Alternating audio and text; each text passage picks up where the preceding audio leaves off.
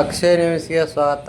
ಕೆವಿಜನ್ ಇಲಾಖೆ ವ್ಯಾಪ್ತಿಗೆ ಒಳಪಡುವಂಥ ಲಿಂಗಸೂರು ತಾಲೂಕಿನ ಗೋನಹೊಂಡ್ಲ ಹತ್ತಿರ ಡಿ7 ಕಾಲುವೆ ವಿತರಣೆ ನಾಲೆಯು ನೀರು ಹೋಗದೆ ನಿಂತುಕೊಂಡು ಕೆಸರು ಗಡ್ಡೆಗಳಿಂದ ತುಂಬಿ ರೈತರ ಜಮೀನುಗಳಿಗೆ ಕಾಲುವೆ ನೀರು ನುಗ್ಗಿವೆ. ಇದರಿಂದ ರೈತರು ಆಕ್ರೋಶಗೊಂಡಿದ್ದಾರೆ.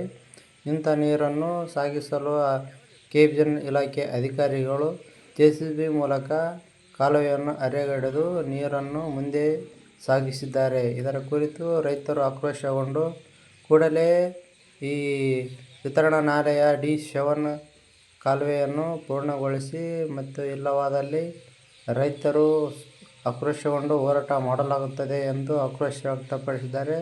ಇದರ ಕುರಿತು ಪೋಲುಗಳನ್ನು ಸಣ್ಣದಾಗಿ ಹಾಕಲಾಗಿದ್ದು ಇದರಿಂದ ನೀರು ಹೋಗಲು ತೊಂದರೆಯಾಗುತ್ತಿದೆ. ಕೂಡಲೇ ದೊಡ್ಡದಾದಂಥ ಪೈಪುಗಳನ್ನು ಹಾಕಿ ಆಧುನಿಕ ಕಾಮಗಾರಿ ರಿಪೇರಿ ಮಾಡಬೇಕು ಮತ್ತು ವಿತರಣಾ ನಾಲೆಗೆ ದೊಡ್ಡದಾದಂಥ ಪೈಪುಗಳನ್ನು ಹಾಕಬೇಕಾಗಿದೆ. ಇದರಿಂದ ರೈತರಿಗೆ ಅನುಕೂಲವಾಗಲಿದೆ. ಮುಂದೆ ಸರಳವಾಗಿ ನೀರು ಹೋಗುತ್ತವೆ, ಇಲ್ಲವಾದಲ್ಲಿ ನೀರು ನಿಂತುಕೊಂಡು ರೈತರ ಜಮೀನುಗಳಿಗೆ ನುಗ್ಗುತ್ತವೆ ಎಂದು ಆರೋಪ ಮಾಡಿದ್ದಾರೆ.